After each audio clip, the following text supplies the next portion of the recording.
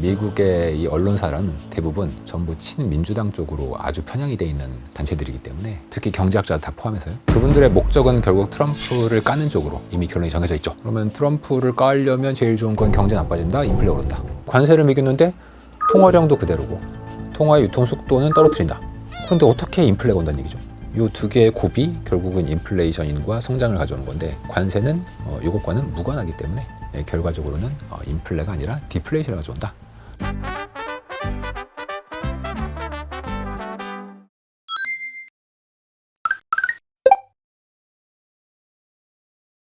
팀장님, 네. 최근에 트럼프 행정부의 관세 전쟁이 진행되면서 네. 계속 등장하는 단어가 인플레이션 아니면 네. 스태그플레이션이거든요. 네. 근데 지금 오히려 걱정해야 되는 게 물가 상승이 아니라 디플레이션이라고 보신다고요. 저는 사실 작년에 트럼프 당선됐을 때부터 관세는 인플레가 아니다, 디플레다. 이렇게 뭐 거의 전 세계에서 혼자 얘기하다가 네. 사람들이 좀 안 들었죠. 네. 무슨 헛소리냐, 관세하면 인플레 아니냐. 뭐 제가 근거 없이 그렇게 얘기한 건 아니었는데 일반적인 상식과는 좀 다르고 미국의 이 언론사는 대부분 전부 친민주당 쪽으로 아주 편향이 돼 있는 단체들이기 때문에 특히 경제학자 다 포함해서요. 이제 그분들의 말을 듣게 되면은 결국 그분들의 목적은 결국 트럼프를 까는 쪽으로 이미 결론이 정해져 있죠. 그러면 트럼프를 까려면 제일 좋은 건 경제 나빠진다, 인플레 오른다. 인간이 가장 무서워하는 것이 바로 스태그플레이션이지 않습니까? 경제 성장이 떨어지고 물가가 오르는. 그런데 우리의 마음은 늘 스태그플레이션이거든요. 네. 생각해 보십시오. 네. 늘 살기 힘들었잖아요. 성장은 나빠지고 물가는 오르고. 한국인들도 늘 물어보면은 스태그플레이션이요. 사람들이 지금 뭐 물가 떨어지고 있어요. 저는 이런 얘기 하는 사람 주변에 한 번도 못 봤습니다. 따라서 언론 입장에서는 가장 사람들에게 경각심을 주고 비관론을 심어줄 수 있는 뉴스는 스태그플레이션이다. 그것을 경제적으로 편향된 정치적으로 편향된 언론들이 미국에서 그대로 내보내다 보니까 이제 시청자분들도 이제 그런 쪽 뉴스를 접하다 보니 그와 관련된 잘못된 정보를 이제 접하게 될 수밖에 없는 거고 경제학자들도 뭐 경제학자들이 그런 얘기를 하냐? 그건 좀 이제 오해십니다. 경제학자들은 기본적으로 다들 편향이 돼 있는 사람들이고요. 그에 따라서 경제학자들 치고 트럼프를 좋아하는 사람 없죠. 그럼 트럼프를 싫어하니까 당연히 결론은 트럼프의 안 좋은 방향으로 정책을 얘기할 수밖에 없는 거고 그 과정에서 가장 효과적인 전략은 인플레가 오는데 경제는 침체한다. 이런 식으로 프레임을 짜게 될 수밖에 이제 없는 겁니다. 스태그플레이션보다 디플레이션이 훨씬 낫죠. 왜냐하면 그래도 물가는 떨어지지 않습니까? 이제 미시건에서 조사하는 기대 인플레이션, 그러니까 사람들이 앞으로 인플레이션이 어떻게 될 거냐에 대한 기대치를 보면 민주당 지지자에게 물어보냐, 공화당 지지자에게 물어보냐에 따라서 전혀 다른 결과가 나옵니다. 네. 녹색의 민주당 지지자들에게 물어보게 되면은 녹색 선처럼 지금이 오히려 코로나 때보다도 뭐 저건 거의 하이퍼 인플레이션이죠. 이미 많은 연구기관들이 저거는 그냥 현재의 기대치인 거지 미래의 예측치는 전혀 아니다. 예측력이 없다. 반면에 공화당 지지자들은 약간 디플레이션을 보고 있고요. 다만 전반적으로는 비당파를 포함해서 인구수 포함했을 때 대부분 말씀하신 것처럼 인플레이션을 이제 보고 있다는 얘기죠. 그런데 왜 저 혼자 디플레이션이라고 얘기하냐? 결국 통화량이 늘어나고 사람들이 그 통화를 가지고서 활동을 많이 할 때 이것을 이제 우리가 통화량을 이제 알파벳 M으로 나타내고 활동을 많이 한다는 것은 돈이 이제 돌고 돈다는 얘기잖아요. 그러니까 이제 이걸 속도라고 하죠.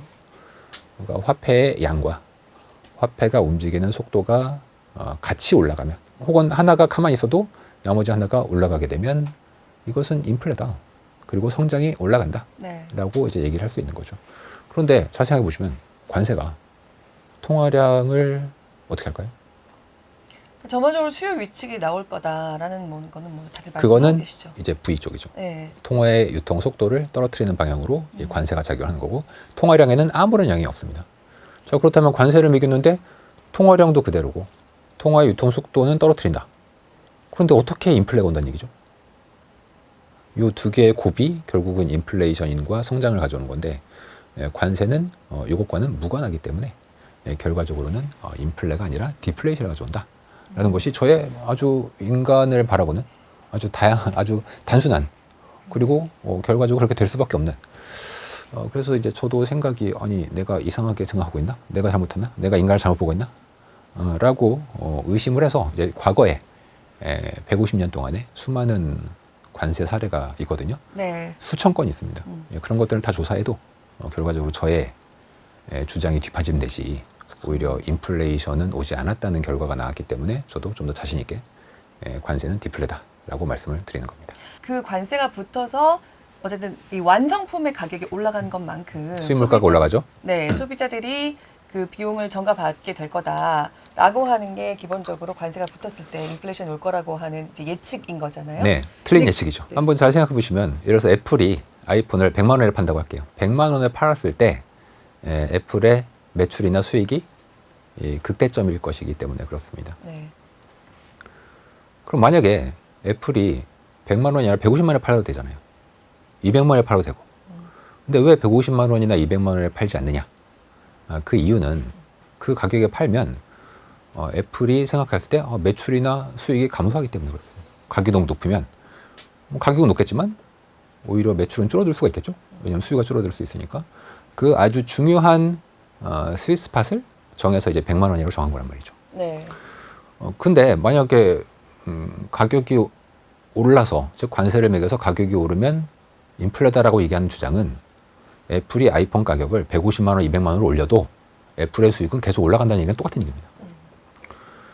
오히려 수요가 감소할 수가 있는 거죠. 즉 애플의 아이폰이 관세 때문에 가령 150만이 됐다고 쳐요. 네. 그럼 애플은 이미 100만 원일 때 수익 극대화를 예상하고 가격을 정해놨는데 외부 요인, 관세라는 외부 요인에 의해서 가격이 150만 원이 되게 된다면 애플의 총수익은 감소하겠죠.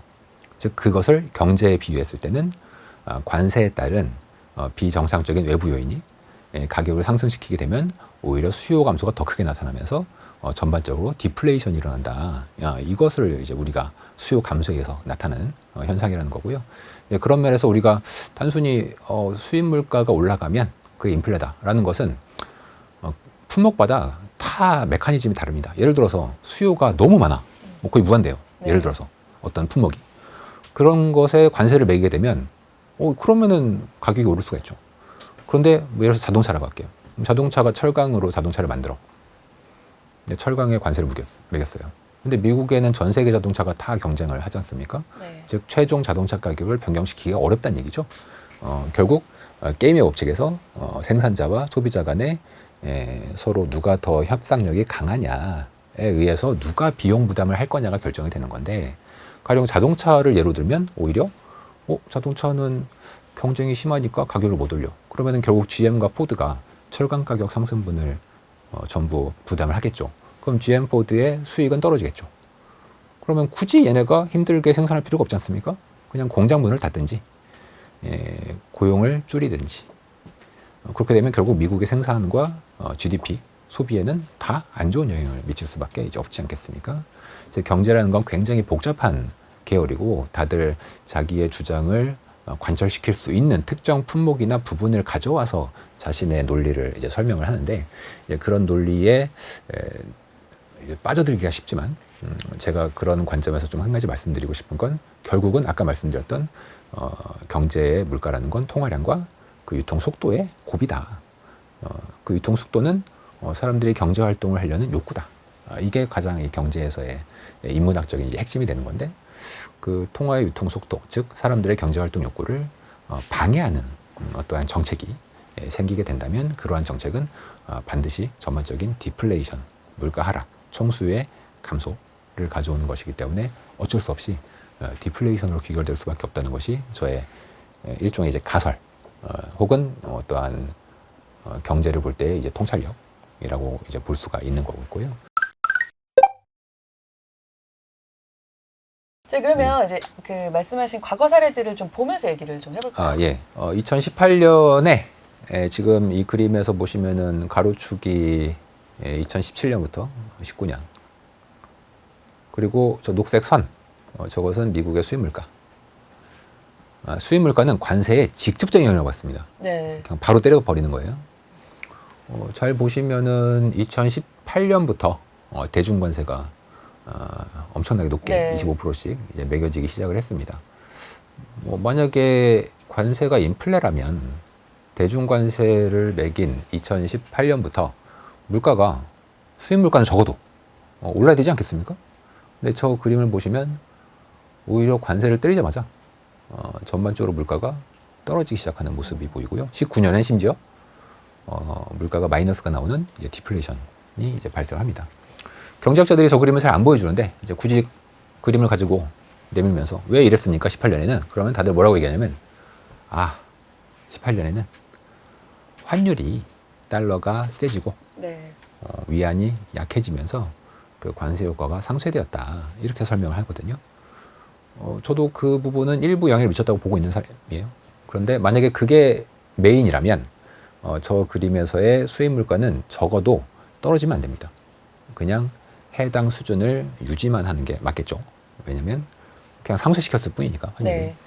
제가 진짜 관세가 미쳤던 영향에 따른 저 디플레이션을 왜 일어났냐고 물어보신다면 저는 저 빨간 글자로 적었듯이 아까 통화의 유통 속도를 저하시킨다고 했잖아요. 즉 사람들의 경제 활동을 방해하는 요소로 이제 가기 때문에 그에 따라서 유통 속도 자체가 경제 활동이 이제 줄어들게 되고 그에 따라서 수요의 저하 때문에 오히려 물가가 이제 떨어지게 된다. 그런 현상을 이제 2018년에 보여줬다는 거죠. 그러니까 실제로 저때 중국에 관세를 맺기 시작하면서 미국에서 경제 활동이 방해를 받는 모습이 여러 가지로 많이 나타났었죠. 예, 당시로서는 이 관세가 시차가 있습니다. 즉 지금까지 미국에서 수많은 관세 사례들이 있는데 그 사례상 관세의 악영향, 경제에 대한 악영향은 대략 1년의 시차를 두고서 굉장히 안 좋은 쪽으로 영향을 이제 미쳐왔었거든요. 네. 그걸 생각했을 때 사실 올해 성장도 안 좋겠지만 더 걱정인 건 오히려 내년 2026년에 성장이 굉장히 부정적인 영향을 이제 받을 수밖에 없다는 것이고요. 가로축은 숫자는 이제 개월 수고요. 가로축에서 이제 0이라는 것이 관세를 도입한 시점입니다. 네. 그러면 각각에서는 뭐냐? 그 2018년에 보면 뭐 철강 관세, 알루미늄 관세, 그리고 뭐 세탁기 관세 등등등 이제 품목마다 다 달랐어요. 네. 그래서 저 웨이브라고 돼 있는 각각의 선들은 각 품목마다 관세 시점이 다 달라요. 그래서 다르니까 그 품목이라고 보시면 됩니다. 저 수많은 웨이브는. 그리고 0은 그 해당 품목에 관세를 매겼던 그 시점을 이제 0으로 네. 매긴 거고 제일 진한 실선 보면 이제 unrated라고 돼 있는데 저거는 관세를 안 받은 애들입니다. 자, 그러면 0을 중심으로 해서 관세를 받았던 애들은 전부 다 그 전에 비해서 많이 감소하지 않습니까? 그러네요. 수입 물품 가치가 다 내려가네요. 저 수입 물품 가치라는 거는 정확히 계산을 어떻게 하냐면은 그 물품의 가격 P에다가 물품의 수입 물량 Q를 곱해서 나온 게 저 총 수입 물량의 가치입니다. 네. P는 관세를 매겼을 경우에 올라가긴 해요. 왜냐면 바로 그냥 때려버렸으니까. 문제는 아까 애플의 사례에서 제가 설명을 했듯이 Q 자체가 이제 대폭 감소하는 게 훨씬 크다 보니까 전체 수입 물품의 총 가치는 보시는 것처럼 관세를 매긴 후에 20에서 30% 정도 감소하는 경향이 이제 보이는 거고요. 보면 이제 unrated라고 돼서 관세 영향이 없는 애는 그냥 예전에 지갈길을 계속 가고 있지 않습니까? 이제 그런 걸 고려하면은 관세는 오히려 총수요를 감소시키는 방향으로 작용을 한다. 5페이지의 그림을 보시면은 150년 동안 미국은 관세 이벤트가 굉장히 많기 때문에 파란색 선이 전년 대비해서의 관세율 변화. 올라가면 이제 관세율을 올렸다는 얘기죠. 그리고 회색은 물가입니다. 모든 사람들이 얘기하듯이 관세가 인플레라면 저 두 개에서는 방향성이 같아야 돼요. 오를 때 같이 오르고 네. 떨어질 때 같이 떨어져야 됩니다. 그러네요. 진짜 관세가 좀 치솟았을 때 그 다음에 회색선 그러니까 미국의 물가를 보면은 오히려 좀 밑으로 향하는 네. 그런 모습이 계속 반복적으로 나타나고 있네요. 데이터로 볼 때는 이제 저런 모습들이 보이기 때문에 제가 주장하는 게 뭐 완전히 말도 안 되는 건 아니지 않나? 그런 점에서는 한번 시청자분들도 저의 얘기를 한번 하나의 의견으로서 고려해 보실 필요는 있지 않겠나 싶습니다. 지금 6페이지의 그림을 보시면은 이것은 관세 사례를 좀 광범위하게 조사한 논문을 가져온 겁니다.